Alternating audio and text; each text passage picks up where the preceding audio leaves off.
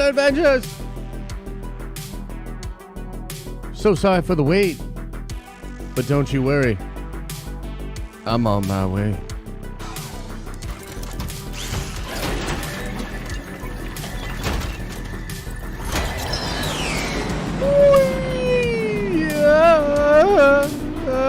Yeah.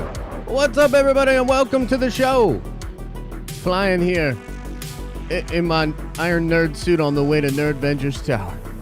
And I'm excited because today we get to talk about, I think, undoubtedly, the best episode of Obi-Wan Kenobi. And that would be episode 5. There's a lot to praise. There's a lot to get excited about. And there's plenty of stuff for me to nitpick, much to the chagrin of many of you out there. It's going to get heated, but it's going to be fun. Hold on to your buttholes. I'm flying into the tower.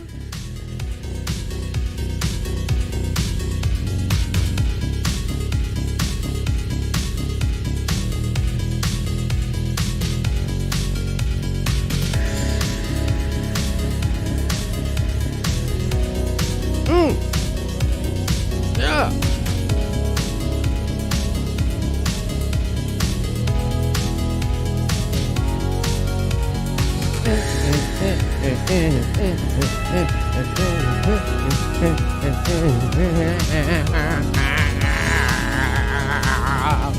If I can't get nowhere.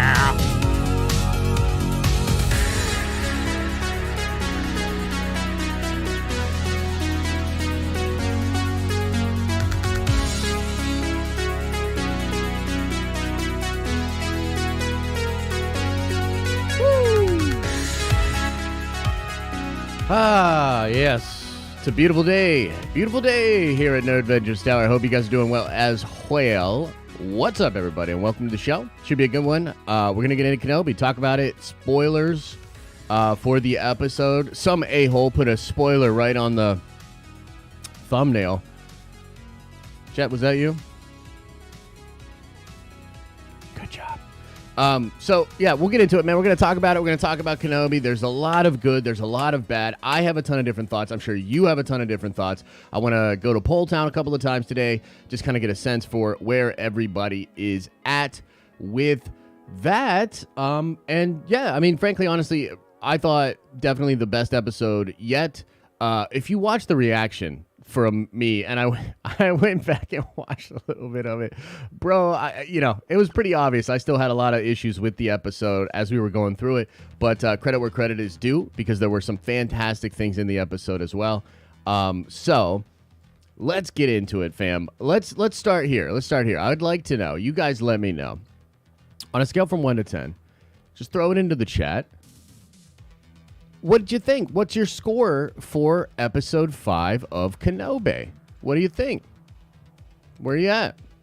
8.5, 9s, a lot of 9s, 11, 7, 9, 9, 6, 8, a couple 3s in there. A lot of high scores.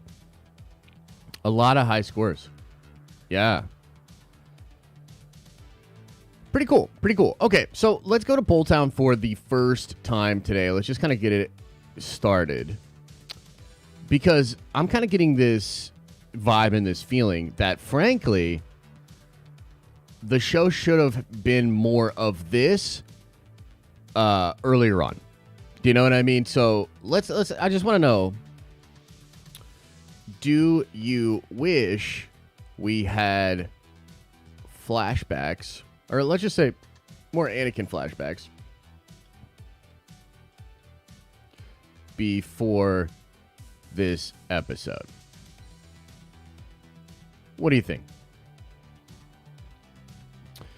Because, there's some people out there that are saying, like, look, I spend a little bit of time on the interwebs. I like to look at what the peeps be saying and all that. And I feel like it's an important part of my job, really, is to not just express my opinions, but try to give sort of a bird's eye view of what I at least see going on in the fandom.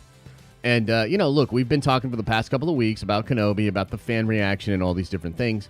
I've seen some people, with the take that this is absolutely, more than enough, and that if you didn't like Kenobi up to this point or whatever, you're just impatient, or you don't get story. You don't like stories, bro, basically. You know what I mean? I'm seeing a lot of that.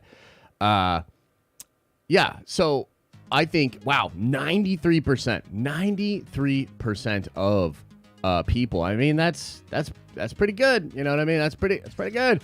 So I think that overall, my take really is that, I think this would have been way cooler to have been spread out and sprinkled throughout the show. I have some theories as to why maybe they didn't do it or whatever, but ultimately, yeah, if there was more of this stuff, I just would have been really, really positive on it, the show overall, because I think this is, again, what a lot of us, when we punched our ticket and showed up at the Disney Plus festival for Obi-Wan and Kenobi, this is kind of what we wanted, right? We wanted more of Hayden. We wanted more of Ewan.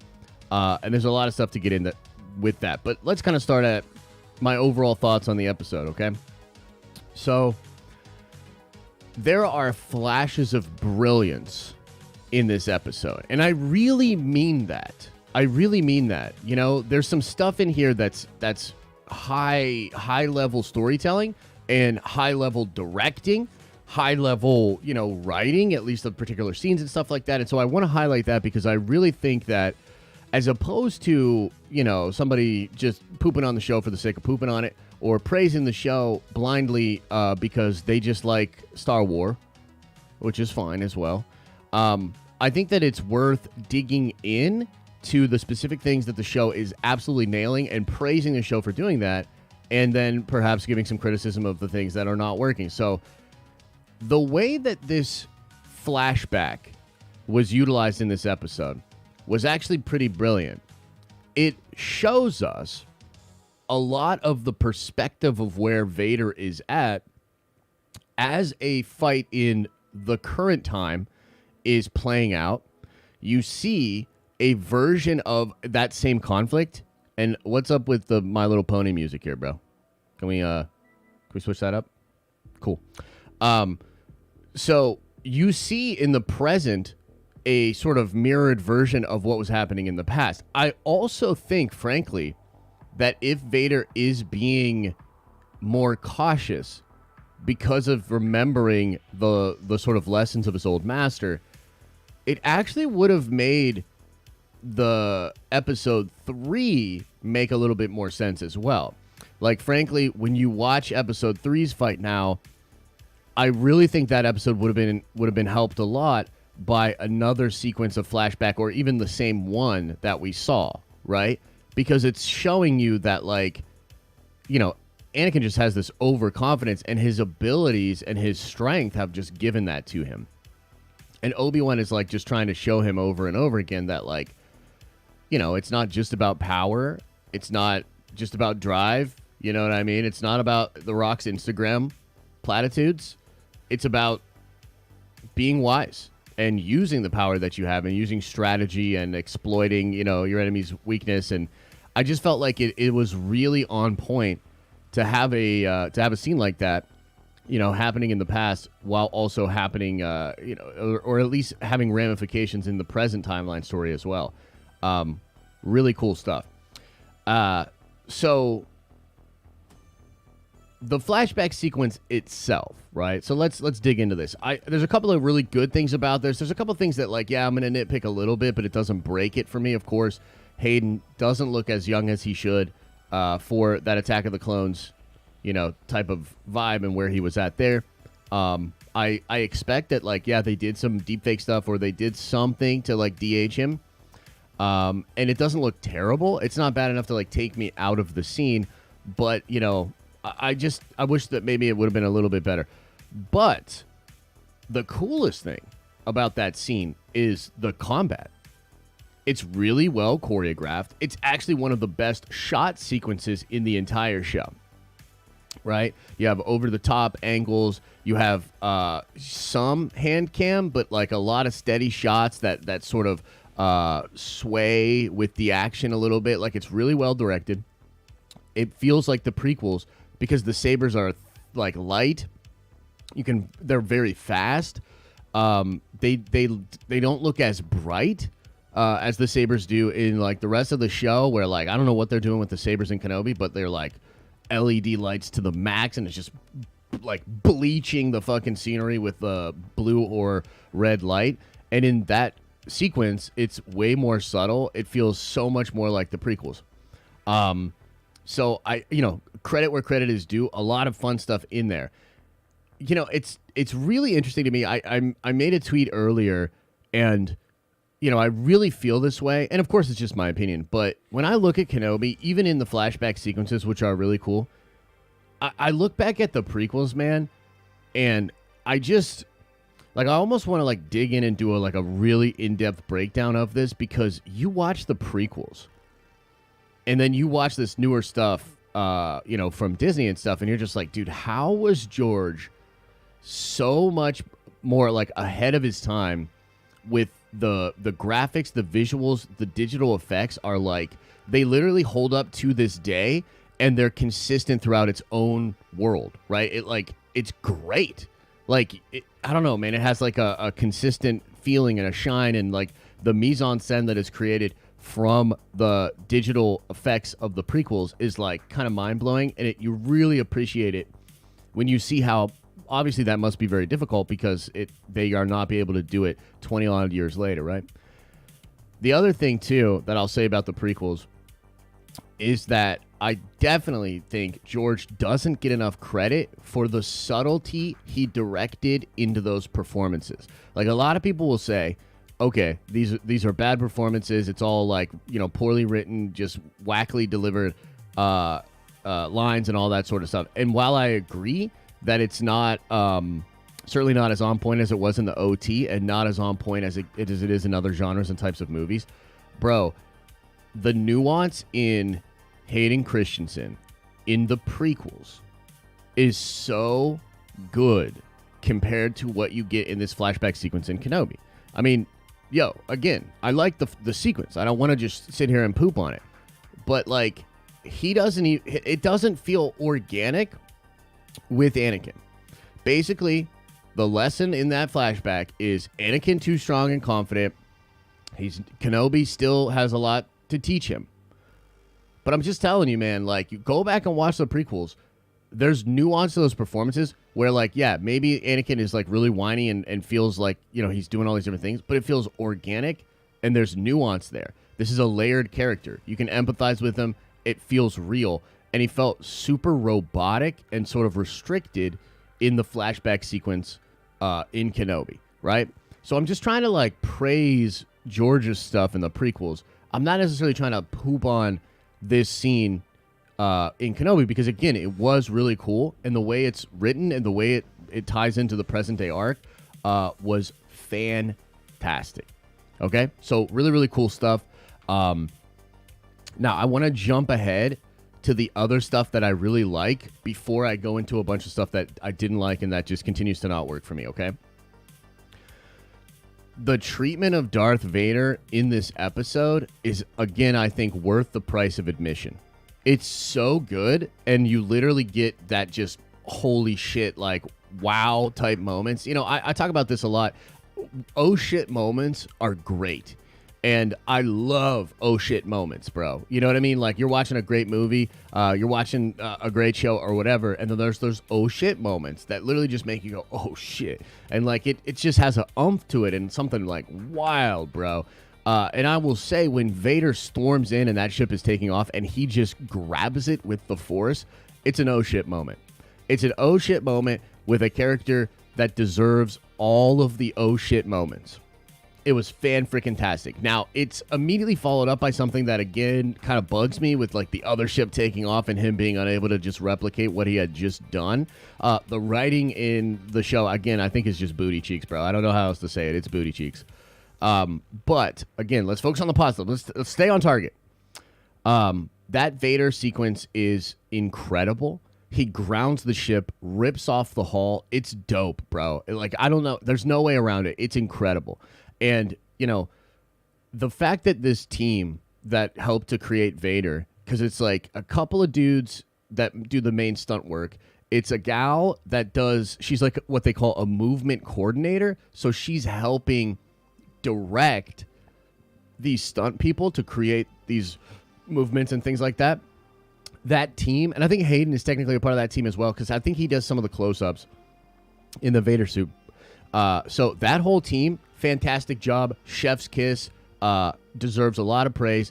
And I think, too, the possibility of seeing more of that, I'm fucking here for it. Like, throw him in Andor, throw him in Ahsoka. Like, can you imagine seeing a redo of a fight between Ahsoka and Vader with, like, that team involved?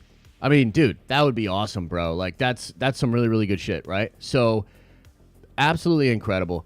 The fight between Reva and Vader, honestly, bro, it's like perfection.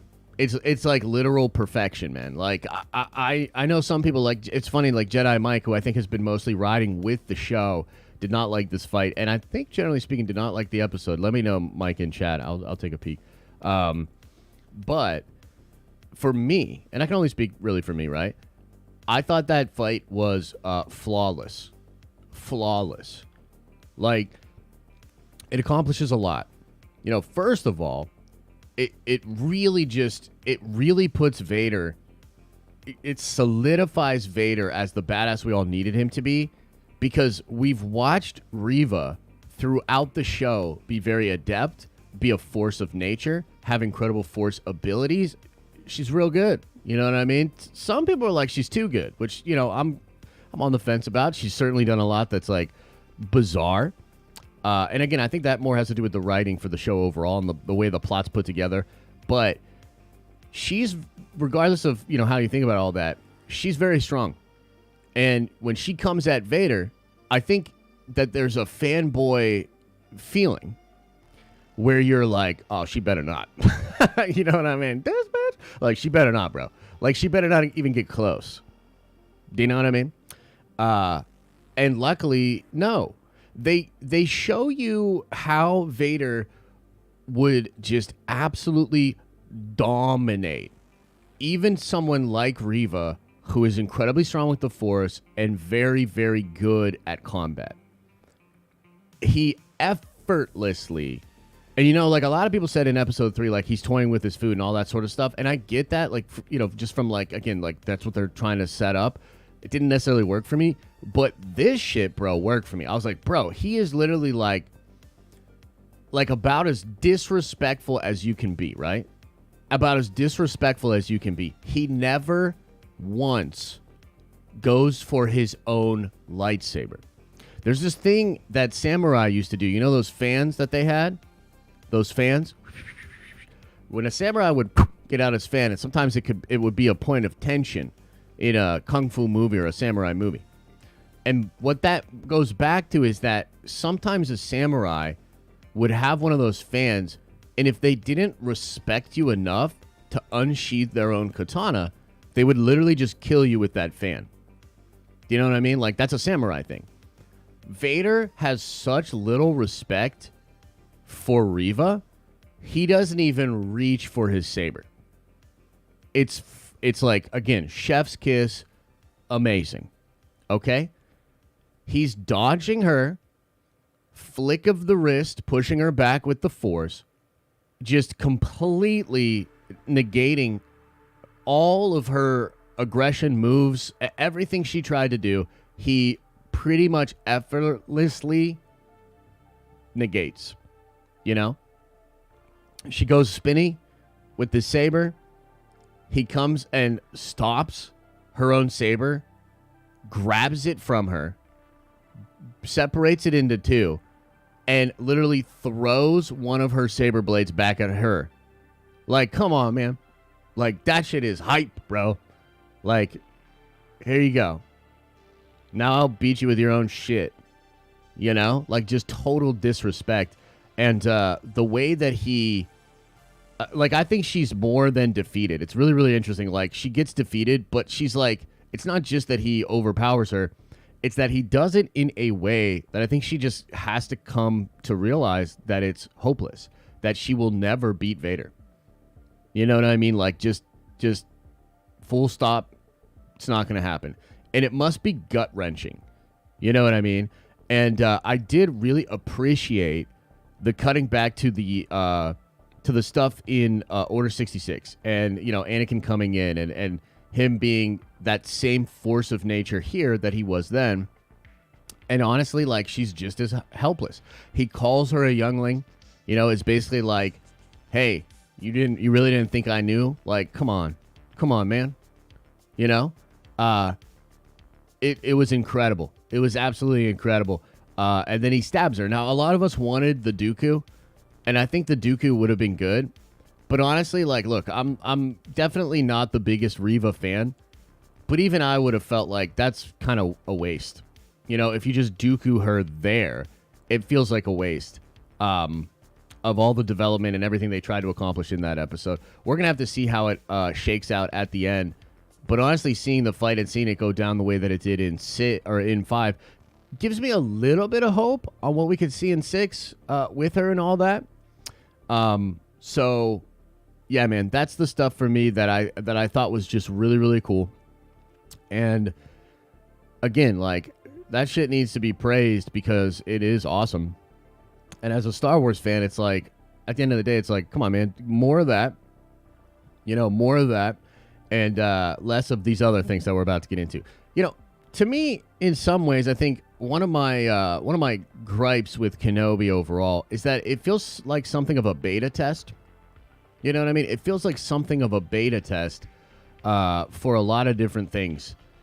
And that's just a shame because I just think that the character of Obi-Wan and the arc of Vader and Obi-Wan and that connection deserved to be masterfully handled. I feel like it should have been given the same care as every movie in the sequel trilogy, if not more. And I just don't see that. You know what I mean? Like, I just frankly don't see that. And I don't know. I'm just trying to communicate that. You know what I mean? Because again, even the Vader stuff, it's not flawless or perfect in this show, but they nail it here. And if they nail it in the next week's episode with an epic fight, like, I will walk away very positive on that aspect of the show. But the writing isn't even with Vader, right? That episode 3 cliffhanger thing. He stabs Reva, lets her just chill. He knew that Reva knew he was Vader and did nothing. Like, there's a lot of that, frankly, don't think about it too much kind of stuff that's going on. I found it to be hilarious that the beginning of the show says there may be some sequences here that upset viewers. And it felt like, to me, literally every episode should have had a disclaimer like that. Not for any youngling shit, but for this absolute booty cheek, unbelievably bad writing. It is unbelievably bad. And even in this episode, there are moments that are so poorly directed, it makes my head totally just want to explode. There are parts of this episode that are just so dumbly bad. It's like they wanted to objectively write this shit bad. Like, for real. So, where to fucking begin with this shit? You know what? Here, before we get into the writing, let me just say one other thing that I think is totally whack about this show. And it's starting to kind of stick out to me a little bit, like, overall, for the Star Wars Disney Plus shows. The use of the volume here is not good. Like, the sequences in front of that base on Jabim, where they're all there, it looks so weird and bad. It lacks total scope. Like, it literally, like, if you wanted to design a shot or a couple of shots that literally, like, when people were like, I don't understand the volume, like, what is this volume? Like, what's the stagecraft? You show them these shots and they're like, oh, I get it. Because it literally looks like a bunch of stormtroopers in front of a big circular screen. It's bad, bro. It's not good. So this volume thing, man, like, I don't know. They need some scope in some of these shots, bro. Like, that whole sequence could have really used some actual scope. I think the whole thing with, like, the pin and Vader making Reva kneel and give her the pin, it's like, this is why the writing in the show is bad, because they're not worried about, like, the story feeling organic or things making logical sense in the story. It is literally that the scenes are aimed at the audience, not in, like, a story way, but in a, like, here's a thing that's happening, and here's another thing that's happening, like Reva becoming Grand Inquisitor, all that shit, like getting to Vader. It's just like that scene feels so weird. It doesn't feel organic to any of those characters. It's just there to show you, hey, she got what she wanted, so she's winning a little bit here. Now she's gonna be in charge, and that's great. When they attack the planet or whatever, and they just fly down with those two little ships, I was like, oh my god, like okay, that's fine. But like, why no TIE fighters? Like, why no? I don't get it, man. Like, it feels again like it's the show's doing really weird stuff. Okay, and then they get there, and like, I'm sorry, almost all of the side characters in this show are like so weird. Like, how the fuck they gonna land at Jabim and tell everybody that's there, we got her? Again, that doesn't fucking make sense for the characters. Why would everybody on Jabim be waiting with bated breath for some princess of Alderaan? Why? We as the audience know Leia's that important. So that line from Roken isn't aimed at the characters. It's aimed at the audience, bro. You know what I'm saying? Like, it's like laughably bad. I'm like, what the fuck? So, yeah, so I just really like hated all of that, bro. I was like, this is so stupid and like laughable. And then they set up the classic, like, let's break into the thing. Kenobi and Reva's conversation. Man. The character setup for Reva is actually not that bad. It's a decent idea. It's a decent arc. But to have a conversation in the 5th episode of your 6-episode series where Reva is against the steel wall and Kenobi's there, and he puts it together, and she's like really mad, but then also because they want to show empathy and they want to show the struggle that she's been through, immediately turns and starts explaining everything and, getting mad at Obi-Wan. It's like this whole like emotional blah of information, and it just feels so again, like it's like cookie cutter horrible writing where it's like, well, we need the audience to know, and we need the audience to feel like it really did affect her. And it's like, bro, you've had 4 fucking episodes to do shit like that. Don't push all of that into one little conversation at the front of the steel door. So really didn't like that. Thought it was weird. The actual concept is not bad. You know what I mean? But the execution is so weird. It's so weird in that scene. So then Reva just cuts open the door. You know what I mean? Like, they're sitting there, they're blasting this door, they're doing all this stuff, but she just comes up and like insta cuts through the door and opens it. And then I felt like this scene where they siege into the base as they're all trying to run and escape. Bro, I have so many problems with this scene. First of all, I think it's really poorly directed. I never get a good sense of what's actually going on. It's way too shaky cam. It cuts all over the place. Reva's pursuit and where she's at in the position of the stormtroopers is like, it changes like from scene to scene when you go back to it. It's really irritating to me.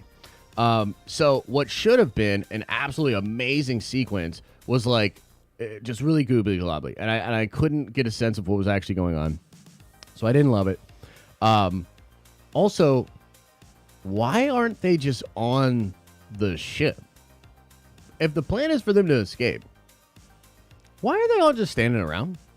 You know what I mean? Like, it's just weird, man. So definitely didn't love that. Oh, and of course, another part of this that's like really weird to me is the Lola droid going in and closing off the access point for those ships to be able to get out. I mean, like, on the one hand, like, I just don't, that just feels like this is what I say, I've been saying for a couple of weeks here. The show overly complicates things that don't need complicated. If Vader has a Star Destroyer and they have a ton of other ships and whatnot, I mean, why don't they just, like, stand there and try to blast them like in Empire, right? Like, they had to do all this weird laser stuff to get past a blockade. Why don't they just blockade the lane out of there? From a writing perspective, why isn't that just what's going on? You know what I mean? Like, they need it. It's like, well, they were like, okay, well, we need the the top of this thing to be closed, to trap them in there, to have this crazy sequence. Like they're reverse engineering how to get to these moments. It's not good writing. The little droid goes in there and has control of that facility thing, of the roof thing. And I was like, I just felt like that was like really whack as well. Okay. The most whack thing in the show, the most whack thing was when Kenobi surrenders, giving Kumal his transponder thing that has the message from Bail Organa, which again is literally just, I know we said we wouldn't communicate, but the plot needed a way for Reva to easily know and put together what was going on with Luke on Tatooine, so I'll see you. See you later, Ben.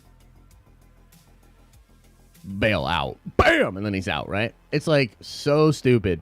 But he hands that, his lightsaber, and I believe a blaster to him, goes out, has another conversation with Reva. It's like the couple that keeps like fighting and then slamming the door on each other or whatever. So he goes out there, has another conversation with her. And I felt like the most absurd shit where it's like, look, a lot of this stuff, am I being super nitpicky? For sure. You know what I mean? For sure. But this one's not nitpicky. This one is a semi-size, ridiculous-ass thing, stupid piece of writing that they just drove right over our faces. Why the fuck does she send Kenobi back in to the place and shut the doors? Bro, what?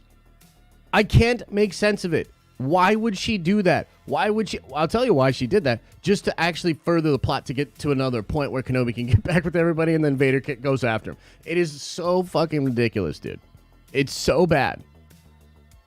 So he goes back in and like they don't even show him kill the other troopers on screen. You just hear some blasters, which apparently you don't hear outside. You hear some blasters and some crazy shit like that, and then Kenobi runs around the corner. It's like, what the fuck? So weird, dude. And then, yes, Vader comes in, and there's a lot of fun stuff in that sequence. Again, you know, the ship, he grabs the one, he doesn't grab the other. That one's kind of head-scratching. And then ultimately, I think where the rubber really kind of meets the road of just, like, just not good writing, is the fact that Kumal just drops the transponder. She's alive after being stabbed, which, like, again, I'm not going to go too crazy on because, look, Darth Maul came back after literally being cut in half. There's a lot of, like, weird stuff like that in Star Wars. It's fine that she's not going to die. It's fine. But then she crawls over, and the message is there. That, again, convenient plot, here we go kind of message, and it's just so stupid, bro. Like, we all thought, at least I did, in the when we went over the leaks, how's she gonna figure it out? How's she gonna be the one to figure it out? The big secret that nobody else in the Empire could figure out. And if you would have told me, oh well, she's gonna stumble onto a message from Bail Organa, which is pretty much gonna explicitly spell it out, I would have slapped you. I would have felt bad about it. But I would have slapped the shit out of you. And I would have been like, it was her! Like, holy shit. Wow. Okay. That's just like beyond contrived. It's like the laziest, stupidest. It's not good. It's not good. So, overall, while this is the best episode of Kenobi, and while I think it is completely right to praise the show for doing some of the things that it did well, there's a lot of really good stuff here. Again, flashes of brilliance. I'm not being hyperbolic. Like, I literally mean, wow, some of this stuff is really cool, and if more cool shit had been done in the prior episodes, my vibe on Kenobi would be completely different. But as it stands with this episode, it's like really good. If next week is equivalent or perhaps even better with some straight fire, I will walk away mostly positive on the show. But there is this whole Reva Luke Skywalker thing that is now, I'm saying, pretty much guaranteed to happen, and I'm not a big fan of that. So I don't know, man. Maybe I'm toxic. Maybe I'm a grumpy gills over here. But my overall take is like, hey, man, a lot of good stuff. But again, a lot of stuff that's just mind-blowingly bad. Like the writing is really booty cheeks, man. I'm sorry, it's booty cheeks. So that's my take. That's my thoughts. It got a little more toxic than I thought it was going to be. I really did enjoy parts of the show, but damn, bro, like you just can't deny some of the stuff. It's like so weird to me. So I think for now I'd have to say probably like 7.58 ish out of 10 for this last episode, and I still have a lot of hope for episode 6, but I'll probably walk away like from Kenobi overall being like can we not do that again? All right, one more poll I want to do before we get into all of the Q&As. I guess here's what I'm saying. Do you currently want a Kenobi season 2? Do you currently want a Kenobi season 2?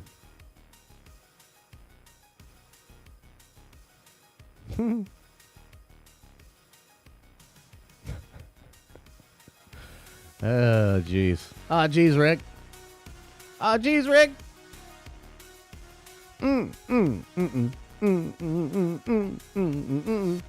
Wow. Look at that. 60% so far. Say no.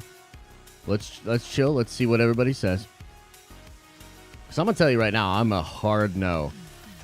I'm a hard no on Kenobi Season 2. Like, please, for the love of God, no. But that's just me. You know what I mean? That's just me. I don't... It's not... And it's definitely not all about me, too. If most of the normies and the fans want it, then they should obviously do it. And then I'll sit there, arms crossed, and, be grumpy about shit, so...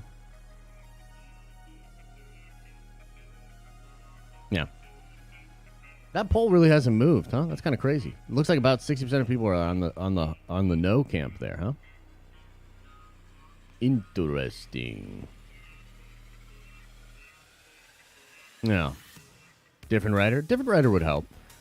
But there's so many questions, man. There's so many questions, like, and I think I'll do a full video on this after the season is over. But I just don't know how you do a second season, because I really don't want them to do Vader again. But how do you live up to Vader? And then it's like, okay, but you have to do Maul now.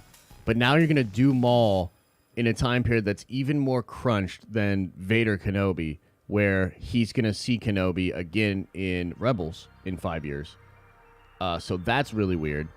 The Inquisitors, I mean, I don't know, bro. Like, Inquisitors again? Like what would you even do in a season 2? You know? I don't know. Yeah, but like, so there, some of you guys are saying some cool things, but I'm just like, well, why not just do that as a show then? You know, like, I don't know why you need it to be Kenobi season 2, you know? Okay. All right, cool. Let's get into the Qs. Let's get into the A's, ladies and gentlemen. It's Q&A time. It's Q&A time. Uh-oh. The hell? Hang on. I gotta adjust some things. My Q&A screen is not doing the best here. Not doing the best. And I don't understand it. Okay, so we'll do that up there. Booty cheeks. Booty cheeks. Booty cheeks. Booty cheeks.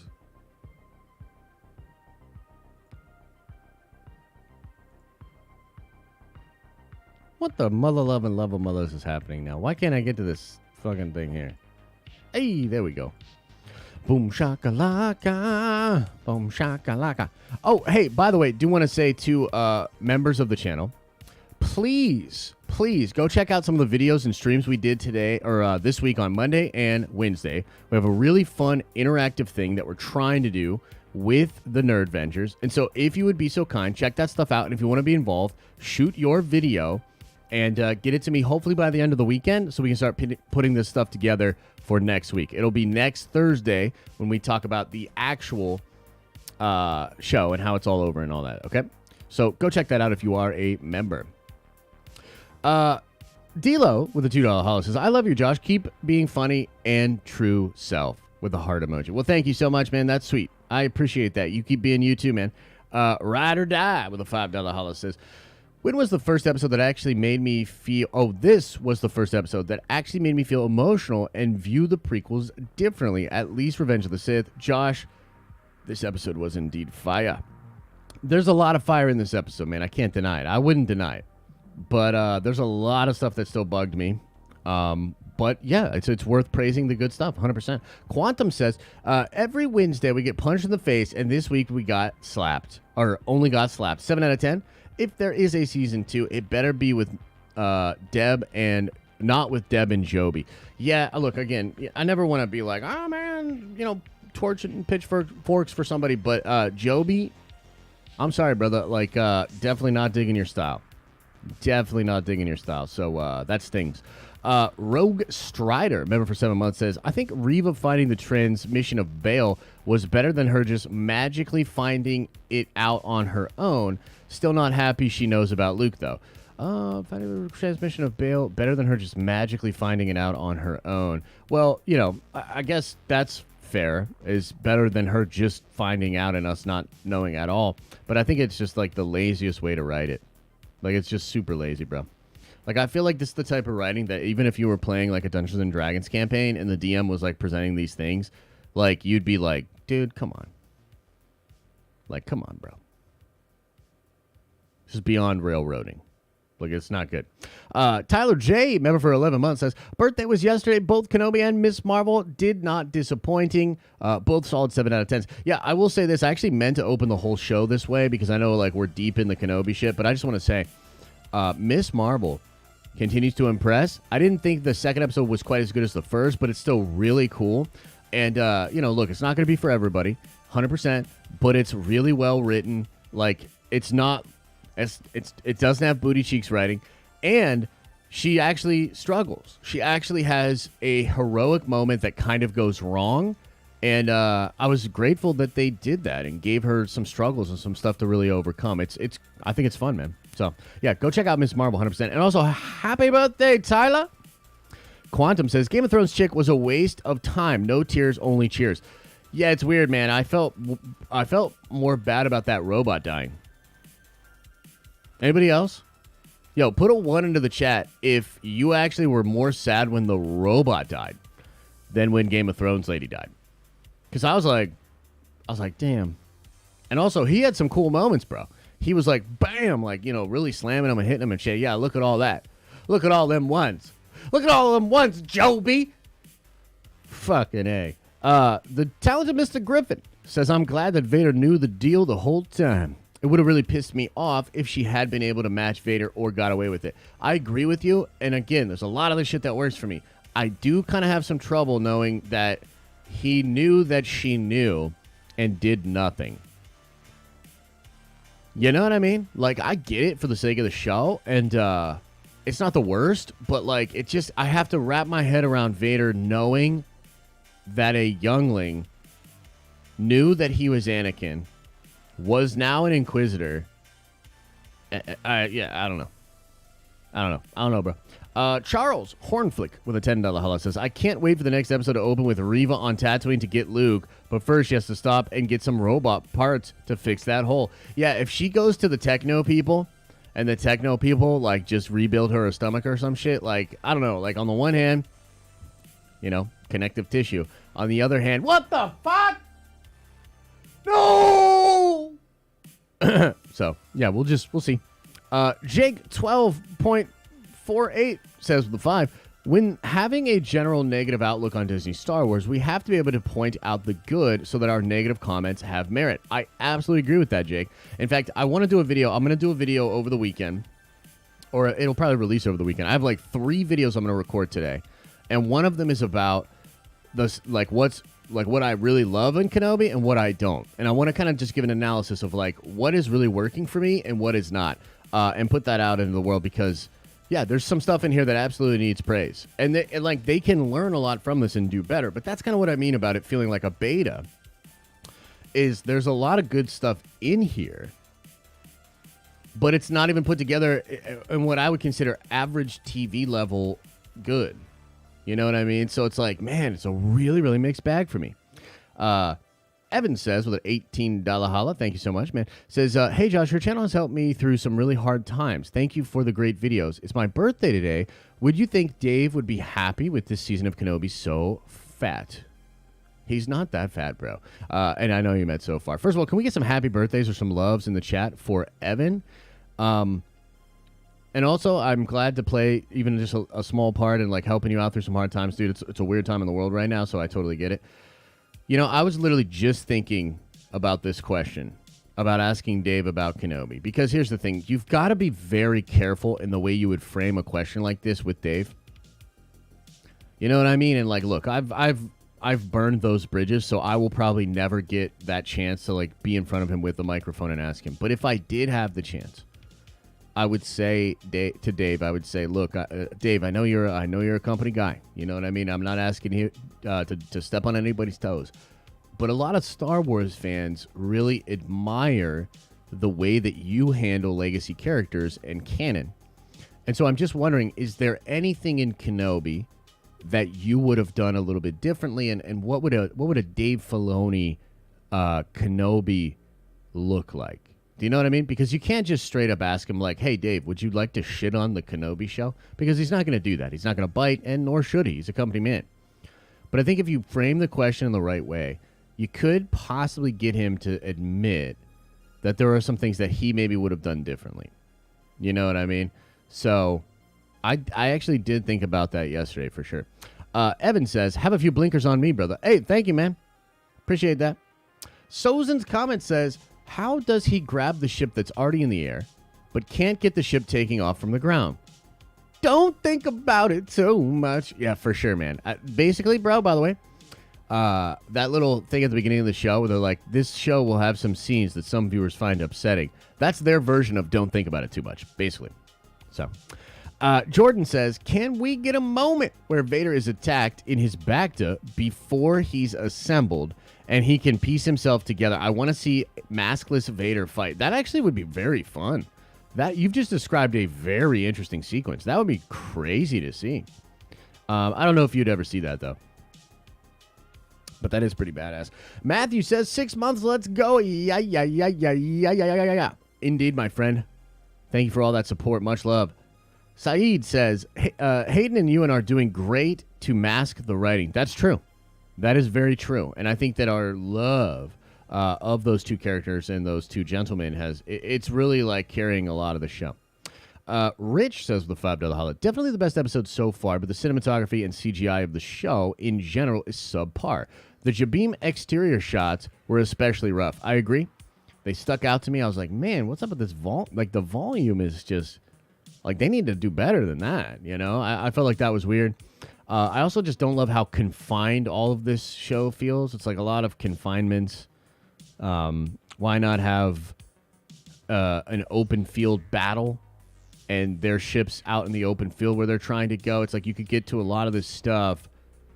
I don't understand the framing device in the story of them being held up in a base and then they just fly past a Star Destroyer anyway. Like, it's just that there's a lot of, like, don't think about it too much that you got to do. You know what I mean? Big Steven W. says that Vader Reva fight was like an adult taking on a 10-year-old. Exactly how it should have been. Yeah, 100% agree. It was great. Charles Hornflake follows up and says, flashbacks from the start would have helped the show a lot, but I just wish they made Hayden look more like him from the movies. Kind of just took me out of the scenes. Yeah, it's a little bit.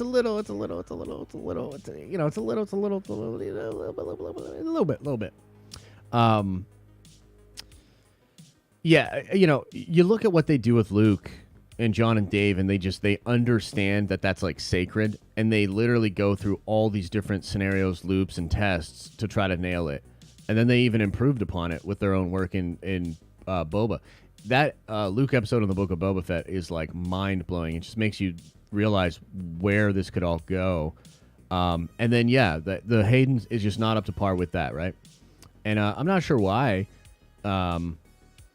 And again, it's not enough to like take me out of those scenes or make me not like it, but I do wish, selfishly, that it was handled with the same care that they handled Luke with. You know what I mean? JP says, wokeness is plot armor. Reva plot so predictable. Well, her plot is certainly predictable. And she does seem to be being treated with a lot of kid gloves. And if your argument is that because she is a diverse character, that they're treating her with kid gloves and just giving her this like total walk through the plot kind of thing, I would say that's probably fair. I also think that, you know, they didn't do a good job of doing just like basic ass writing stuff with Reva throughout the show to endure us to her. I know there's a lot of people that just instantly liked Reva. That's fine. There are characters that I instantly like too. Like when I see like a character that just looks really dope, or, you know, like Dr. Fate, right? I generally speaking like Dr. Fate probably just because his helmet and his cape looks dope as hell. But for me, Reva didn't immediately grab me, and they also didn't really do much to develop her. You know what I mean? The characters around her are doofuses. Her motivations are literally hidden from us for 4 episodes. And then to have it all spelled out in a weird dialogue sequence, it's not the right way to do it, I think. You know, there's a way to tell that story in a really compelling way.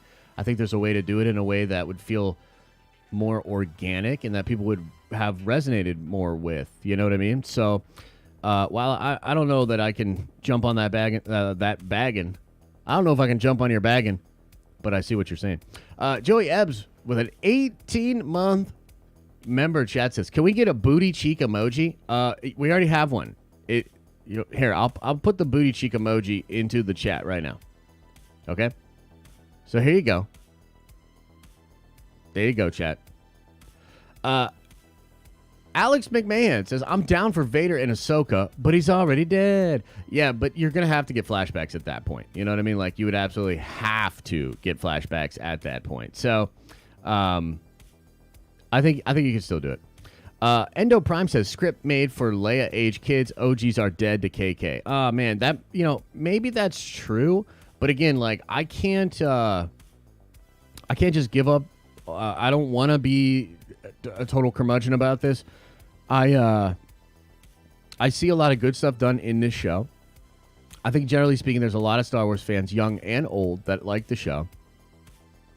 But I also think there needs to be a voice out there of people that are like, hey, like, I like this, but I still think that there should be improvements made on several aspects of this show. You know what I mean? And look, we still have to see how it ends. And I guess for me, you know, without getting into the leaks specifically, I need some real fucking epic sugar to make that medicine go down. If they are really going to do what I think they're going to do, I need some sugar, baby. And if they give me enough sugar, maybe I'll be okay.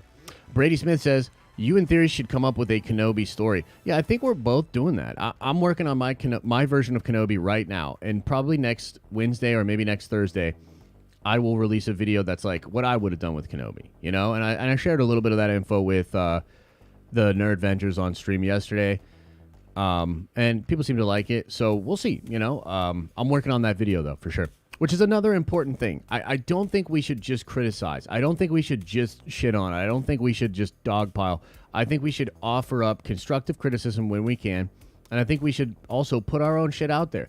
Like, you know, I'll do my version of Kenobi, and some of you guys will hate it, some of you guys will love it, and then there'll be some people that say like, hey, there's some really cool ideas, and there was some whack stuff in there as well. And then maybe we can just kind of pull pieces together of like things and elements that just work for us as Star Wars fans. So yeah. The Casual Moose says they should have set up Reva's plan to assassinate Vader earlier. It's a nice idea. Also, Reva should have tried to stab Vader while he was pulling the ship. They made her dumb in this episode. Yeah, no, 100%. Again, like, it's a cool idea. It's the character itself is not like horrible. It's the way she's put into the story. Like, here's the thing. Like a character, you could have a character sheet. You could have a breakdown of a character, and at face value, it's decent. And I think looking at Reva's character on paper, isolated from the script, you would have to say there's some really cool things here. There's some interesting ideas here. But what happens in a narrative is the narrative is how are these characters going to engage in the story in a way that engages the audience in the story, right? And they've done some really, I think they just made some mistakes, like keeping her motivations completely secret while, like having this idea of her being obsessed with Kenobi and not really explaining it. I just think that's a mistake. I think you need signposting along the way. I think you need progression of her arc. I think you need subtleties, nuance, the idea of her wanting to do this. I just think it could have been explored in a much better way that really, I think, honestly, would have made more people enjoy and like the character. So it really does come down to the writing for me. Quantum says, the show looks like it lacks reshoots. Missed layup. Oh, I 100% agree with that. I talked about this a little bit yesterday on the Nerd Adventure stream, but, not to go back to that old Marvel comparison, but Marvel Studios does a lot of reshoots and internal testing. And I said this yesterday, and I 100% stand by this. If Feige had this Kenobi show, he would have tested the shit out of it, and he would have came to Debbie, and he would have came to everybody and said, here's the laundry list of things that are not working with the audience which we tested, and I imagine will not connect with a lot of people out there. And so we are going to reshoot the shit out of this, and we're going to rework it, and we need all hands on deck. How do we go from where we're at to where we are? They reshot Doctor Strange for 6 weeks, 6 days a week, over 12-hour days. They did a whole shoot for like what you would do for a whole nother movie for Doctor Strange, just to try to pull it together. Now, some of you will say, like, well, it didn't work. I still didn't like it. I love that movie. I understand it's divisive, but I will say to you, it doesn't have wacky booty cheeks level writing and the complete just gaps in logic. And Marvel continues to do that. They continue to make the actual level of quality for each one of their products really paramount. And it does seem like this show didn't have reshoots. It seemed like they tried to fix a lot of the stuff in editing rather than just be like, okay, this clearly is not actually working. So let's figure out how and do whatever reshooting we have to do. Like, it just really feels like that did not happen here. So I'd agree. Rayumbo says, I just thought about a plot hole that I don't think is explained. How in the name of the Force does Reva know Leia is Anakin's kid? Like, no one knew.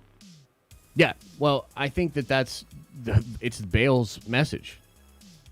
Do you know what I mean? Like, that's the thing that's really irritating about it. It's like Bale's message, and it feels like that message is crafted in a way to take her to a point in the plot. The narrative sucks, in my opinion. MC Drew says, Star Wars ruins lives. I don't know. I mean,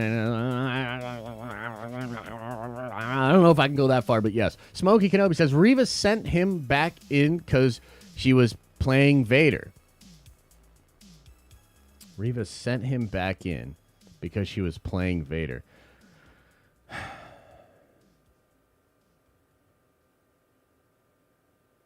That actually, that could work. That could work. I still think it's like ridiculous. I still don't like it, but that is possibly part of it. I just think like the shutting of the door and it's just so weird to me, dude. Yeah, but that's fair. Ethan K says to me, oh shit. Where you at, Ethan? Where you at? Oh shit, I lost it. Okay, hang on. But why does it? Okay, here we go. Ethan K says, to me, this just further shows the disconnect from Lucasfilm. The writing is so cookie cutter. It's like they think the audience is dumb. Yeah, I'll be honest with you. I think it's really, really bad. And it's like, it's almost like a paint by numbers way to write badly. That's what it feels like to me, frankly. Camo Sav says, 1, writing, horrible. 2, cameraography, so bad. 3, music, there is no. 4, theory is Hayden fanboy. He missed all the bad things as long as he can see Annie. I don't know that he missed all the bad things. I will just say that, look, man, he's been waiting for Hayden this whole time. Many of us have. And I think seeing him was absolutely awesome. By the way, I liked Soup's take on this. He had a good tweet about it. He said, there's nothing wrong with wanting what we just got the entire time for Kenobi. And I agree with that. And a lot of people like tried to say, like, it's so funny to me that people were complaining or being, toxically positive about folks that wanted more Hayden in the show.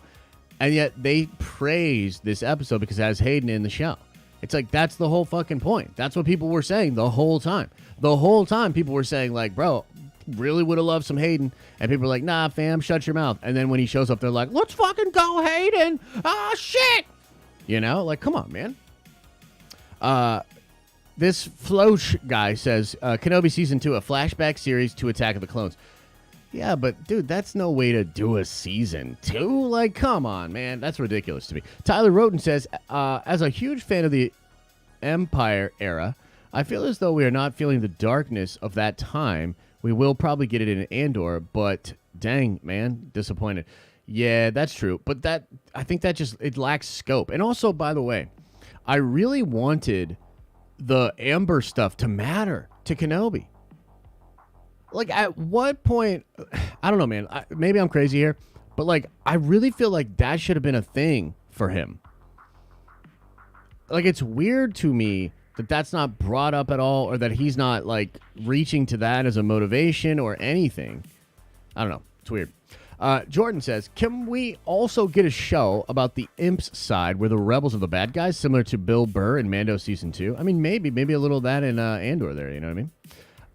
Floach asks about the Attack of the Clones again. Accidentally sent it twice. Extra dollars. Yeah, thanks, brother. Big Red Zelenio says, only 2 gripes. Vader wouldn't just let Reva live, and IT girl Leia was pretty cheese. Yeah, it's just stupid. Just another stupid, let's show that Leia's great kind of a scenario.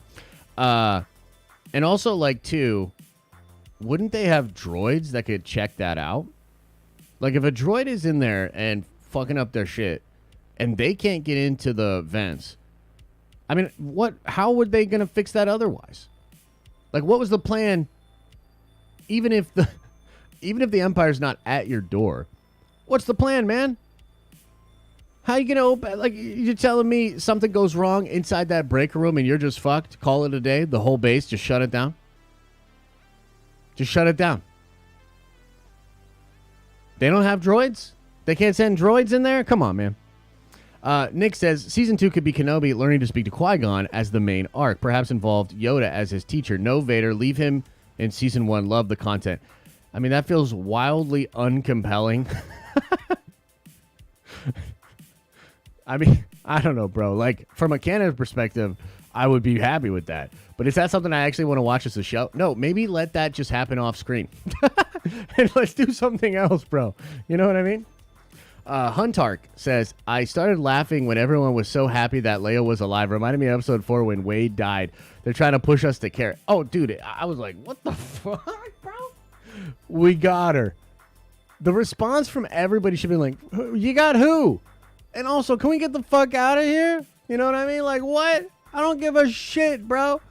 Somebody needs to do a cut of this show and inject, like, real-ass takes and people into the scenes.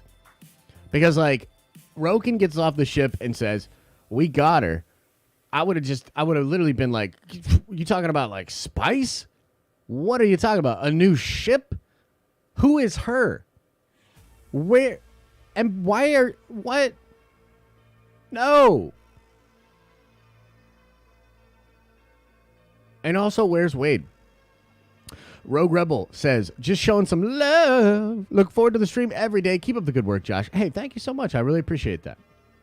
Sozin's comment says, Reva knew about Vade, but Vader knew that she knew, but Reva didn't know that Vader knew that she knew. Like, what the fuck, Joby?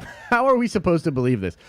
Yeah, don't think about it too much.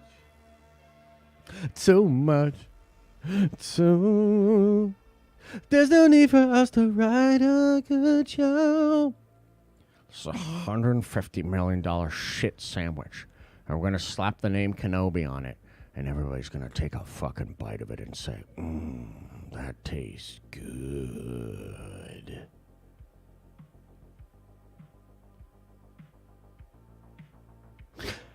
Dirty says, I guess I'm happy Marshmallow Head survived. P.S. Can't wait to see Reva be Luke's girlfriend in A New Hope. Reva is so strong and talented at not dying. She is pretty talented at not dying. I'll give you that. Holy Egg says, hey, Josh, I was just wondering, how do you get through a bad day? Mine have been terrible so far. Keep doing you and keep it going, big bro. So, look, man, sometimes I'll be in a funk or whatever, and there's a couple of different options you have. I think sometimes when you're in a funk, you just got to live in the funk. You got to just have a funky day, funky week, or whatever. I've had it before. Sit there, binge watch some shit, skip a couple showers, eat some bad food, but eventually you're going to have to pick yourself up. You know what I mean? Maybe it's not the time, but eventually you're going to have to pick yourself up. As much as you can when you're having a bad, funky day, one of my go-tos is gratitude.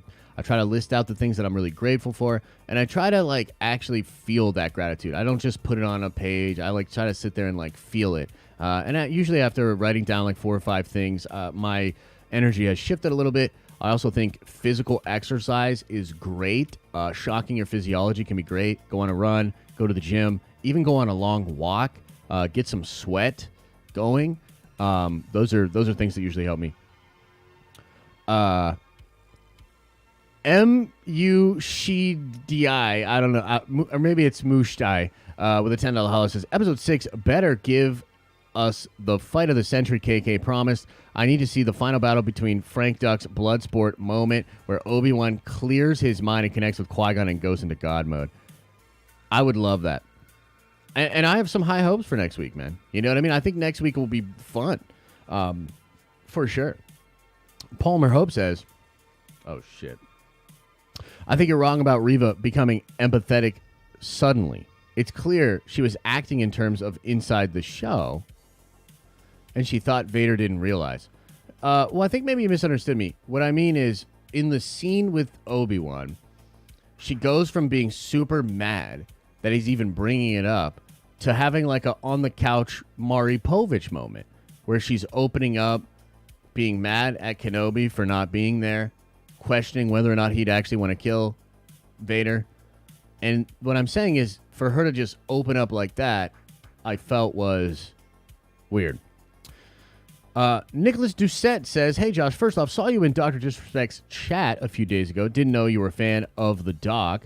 Will we see another badass scene from Vader? Oh, bro, I love Dr. Disrespect. Love Dr. Disrespect, man. Huge fan. Try to watch him on stream often. I just think he's hilarious, really entertaining. Plus, like, all the bullshit he went through with the Twitch bans, ridiculous. So, yeah, big fan of the doc. I do think we will get some more badass Vader, man. And I'm here for it. More badass Vader, I think, is on the menu. Mickey says, haha, Kenobi Season 2 shouldn't exist. But I'll make it and y'all will watch it anyways. I'm just kidding. He says, Kenobi's only task after this Leia rescue is to protect Luke. Doing anything else after this would make his sacrifice in Episode 4 have less meaning. Yeah, especially if, let's say Luke was in danger or something, right? If maybe at the end of the show, Kenobi was like, damn, I probably shouldn't have left him. He's now in danger, and I almost fucked that up. I really have a hard time with him leaving again. Why would he leave again? How would he leave? How? Why? What? Especially if, hypothetically speaking, Luke was put in danger, at least partially, because Kenobi left.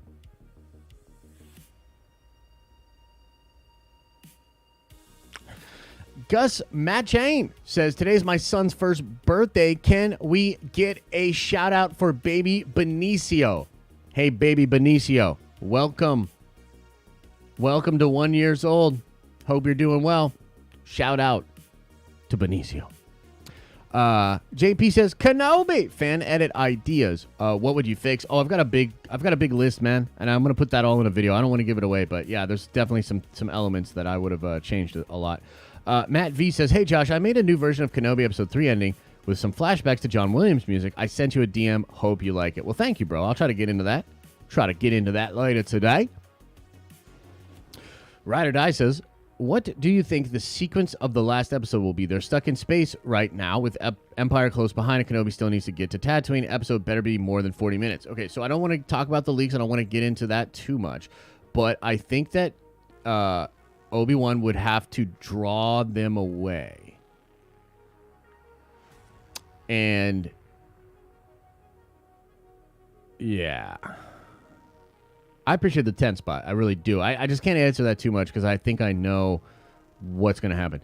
The episode, I think, will be around an hour. I think it's actually an hour and a half with a half-hour Q&A thing. That's what I'm being told. I don't know if that's 100% true, but yeah. Thanks for the love. Matthew says, holla holla. Methinks they let Kenobi back in as terms of negotiation. Does series now depend on them sticking the landing in episode 6? I think the ending is going to be very, very important. But I could deal with a rough landing if I get just like an absolutely epic fight. If that rematch of the century is really, really dope, I'm going to walk away happy. You know, I might walk away being like, no more Joby. Deborah's in timeout. And I don't want any more legacy character shows. But I still might be happy. Do you know what I mean? Like, I might be like, well, here's my fucking list. You know, but also still pumped. Ravs says, I thought I'd hate Miss Marvel, but seeing brown culture inside Western societies represented so well in a superhero show is kind of cool. Yeah, it's, you know, here's the thing, like, you know, there's all this like, oh, is it woke? Is it not woke? Like this conversation that, you know, happens a lot. I think a lot of it's, you know, just people getting angry about stuff, right? But for me, it's always like, does it organically feel right? Does it work?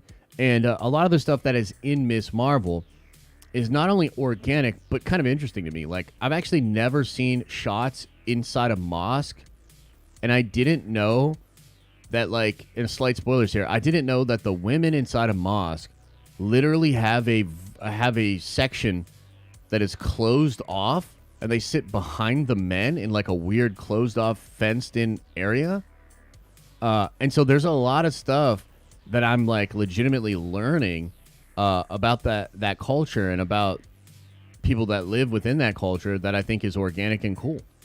So I think Miss Marvel is good, man. You know, for sure. C-Dub with a $10 hollow. Where you at? Shit. Says, does Vader have Force lightning? Would you like to see him use it in the final battle versus Kenobi? No, I wouldn't really like that. I don't think he does have it because I think it could mess up his suit. You know what I mean? Like, I think technically he could do Force lightning, but it would probably fry his circuits and shit like that. You know what I mean?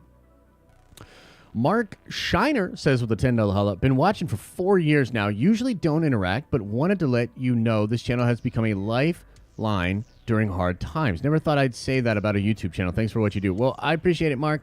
And again, man, look, I know things are weird. Like, it's a weird time, and the world outside is crazy. Outside of these walls, outside of the Nerd Ventures Tower, there's a lot going on. Bitcoin's worth about $0.25 apiece. The stock market is in total disarray. Housing market's next to go. Political turmoil. A lot of weird stuff going on. So I understand it, and I don't take it lightly, and I'm going to be here being a goofy-ass nerd, trying to cheer you up as much as I can be, bro. Rayumbo with a $2 holla says, no, I mean back in episode 1, how she'd know to take Leia. She knew to take Leia because of the archives. I don't understand. Maybe I'm missing your other point there, but yeah. Jalen says, there was a breakdown I watched yesterday that basically explained that each episode is a mirror to one of the previous films featuring Kenobi. Yeah, and that's fun. That's a cool parallel. Like, I wish it was written better in the micro, but that's fun. I wouldn't deny that. That's cool. Smack Daddy Slap says, it was nice to have a sense of excitement again seeing prequel era Anna and Obi. Really hope we get more of that soon. Yeah, man. Yeah, man. I'm with you there. Holy Ag says, Soups is annoying, but his Kenobi takes are spot on. Right on, man. Right on. Dr. Sunshine, very generous $20 holla. Holy mother loving love of mothers. Says, hypocritical story leads and writers. Also, we get flashes of kids being killed, but in Book of Boba Fett, the people of Freetown perfectly survive massive tank droids, and in this episode, the people were barely killed by troopers. Okay. Yeah, there's a lot. Here's the thing, too. I know some of you probably hear me gripe and nitpick, or you hear like a super chat like this from Dr. Sunshine, and you're rolling your eyes, and you're thinking to yourself, like, you know, just enjoy the content, or, you know, probably the more reasonable version of that is like, bro, you can't just focus on every little problem. But here's the thing. My honest to God opinion. Star Wars did this to themselves. They have literally created this scenario for the fans. Most of the Marvel fans go pretty easy on flaws, on plot holes, and confusing things. For real. They go easier on it. Why? Because Marvel has built up brand trust over 10 years, and a lot of people love what they do. A lot of people love the way they interact with fans. And Star Wars has done almost every major mistake you can do as a front-facing brand. Their PR is horrible. They've done a lot of whack stuff. They've failed often at delivering content that hits all verticals of Star Wars fans, like the 4-quadrant concept. It's like they don't give a fuck about certain quadrants, it seems like. So Star Wars fans being primed to want to pick apart these shows or to focus on things that don't work for them is at least in some part Lucasfilm's fault. And also, there's a pretty easy solution to it. Just make ironclad fucking awesome shit. For real. Like, think about this. In a world where fans are totally primed to be ripping on Star Wars, where fans want to, crap on Star Wars, what happened after Mando Season 2? Every single one of those channels, maybe not every single one, but most of those channels, most of those voices applauded. Most of those people cheered from the fucking rooftops. This idea that it would be impossible for Star Wars to make content or do things in its content that would be universally loved by the fan base is a misnomer. That's not true. So, yes, there are some things here that probably we're going a little too hard on. But ultimately, this is Star Wars' fault. This is Lucasfilm's fault, and they can and should do better, in my opinion. Fury, welcome to the Nerd Vengers. You are a Nerd Venger now, my friend. Frostodamus says, Vader stabbed her in the flashbacks when she was a youngling. Obviously, he just stabbed her in that same hole at the end, threaded that needle, LMAO. Yeah, so she, on top of some of the other dope stuff that Reva can do, she can also move around her own vital organs in her own body. So as the saber's coming in, she's like moving around her organs, and they're just like,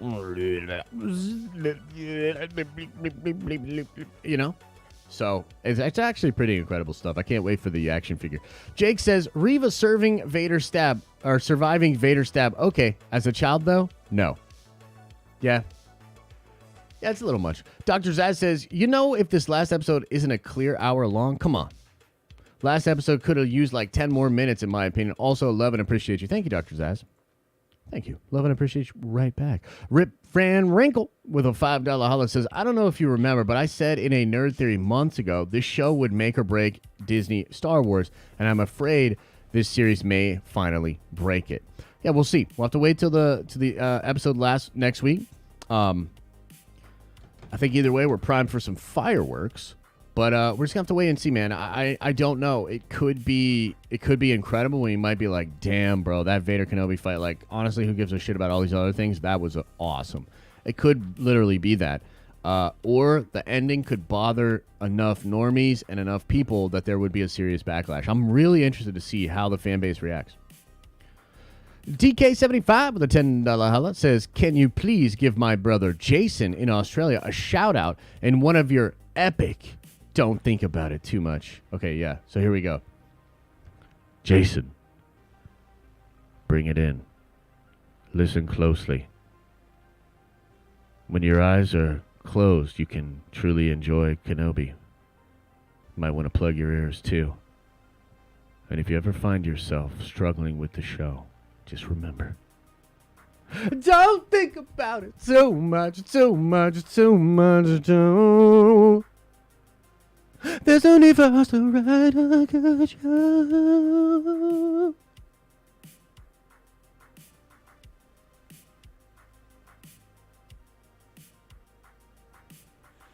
There you go. Everett Merrill says, the fight was decent. The Dark Souls rolling killed the fight for me. Vader not straight up killing Reva makes no sense. Reva survives a saber to the chest as a 10-year-old. Yeah. Why the hell did that just... Okay, yeah. And then again, 10 years later. Yeah, she has 6 stomachs, dude. Everett, she has 6 stomachs. That's what it is, my guy. 6 different of them. Count them up. 1, 2, 3, 4, 5, 6. The real Jesse Lee Reed says, plot twist, Vader is one to return Leia to bail. Publicly blames kidnap on rogue Jedi. Palpatine tells Bail in front of the Senate, you have the Empire to thank for your daughter's safe return. That would actually be fire. Really fun.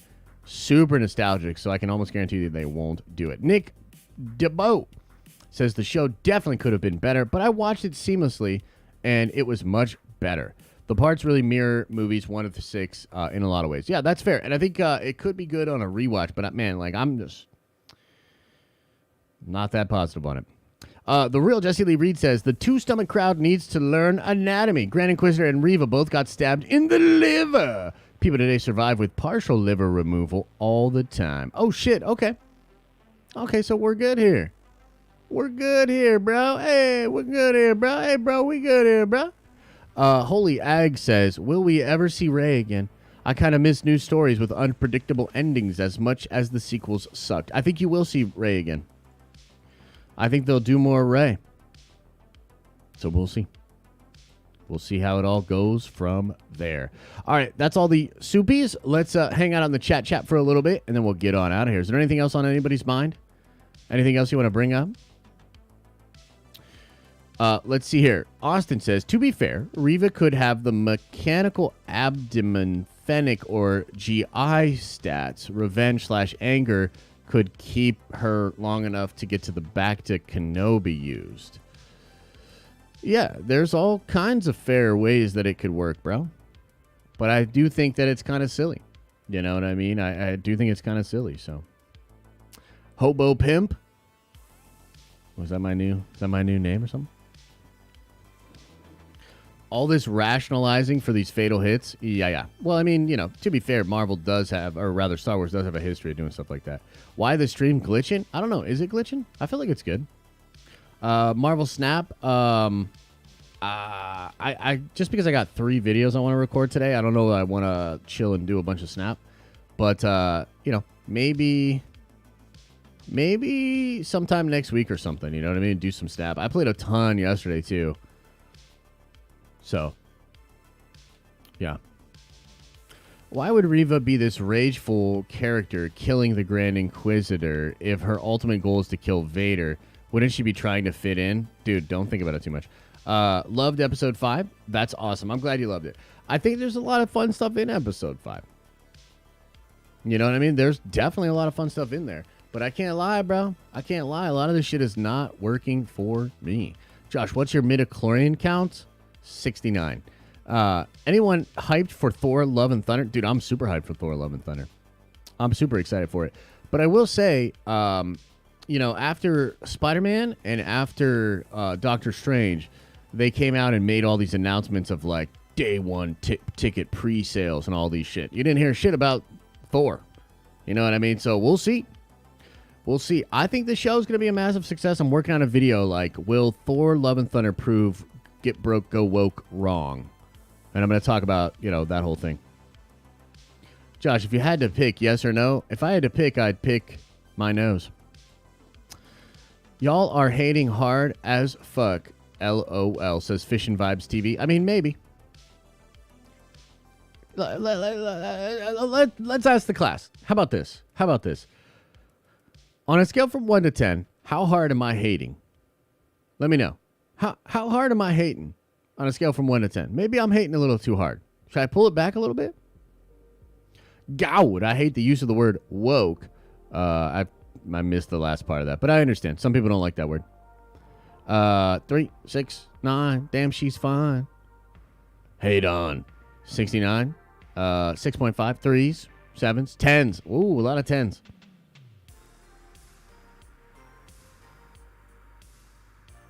Yo, how about this music? That's a great way to end the show. Yeah. Hell yeah. Hell yeah. Look, I'm trying to be as positive as I can about Kenobi, ladies and gentlemen. There's a lot of good stuff in the show, but the writing is booty cheeks. The writing is booty cheeks, and I think our boys deserve better. God damn it, I think Reva deserves better. That's right, I said it. The character's kind of interesting and kind of cool, but they just injected her into this story in such a weird way. So, fuck. Okay. Much love to you all. Hope you guys have an awesome day. Check out the video later. Not sure which one will go up today, but got a couple of cool videos I want to get into. So make sure you check those out. We'll be back at it tomorrow for the Friday stream. We'll get some call-ins in, hopefully. Hopefully I won't get triggered. I'll try to stay off Twitter in the beginning of the day. We'll have a good one tomorrow. As I always say, I hope you're having an awesome and a nerdy day, and I'll see you in the next video.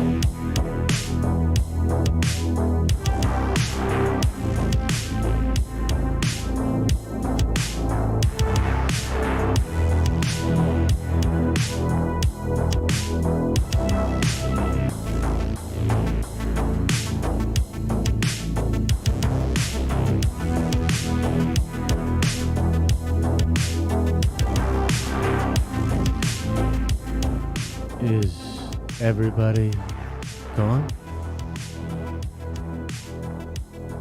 Did everybody leave?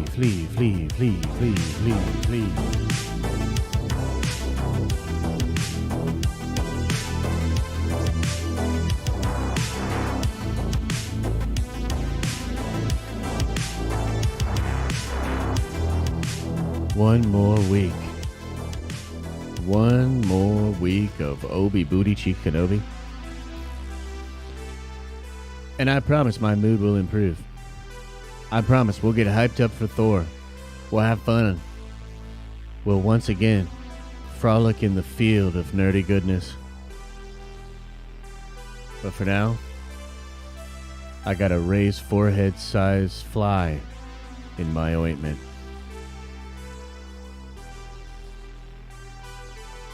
And I'm real butthurt about it.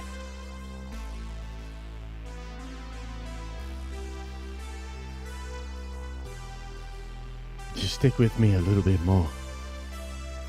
I promise the sun shall shine on us again.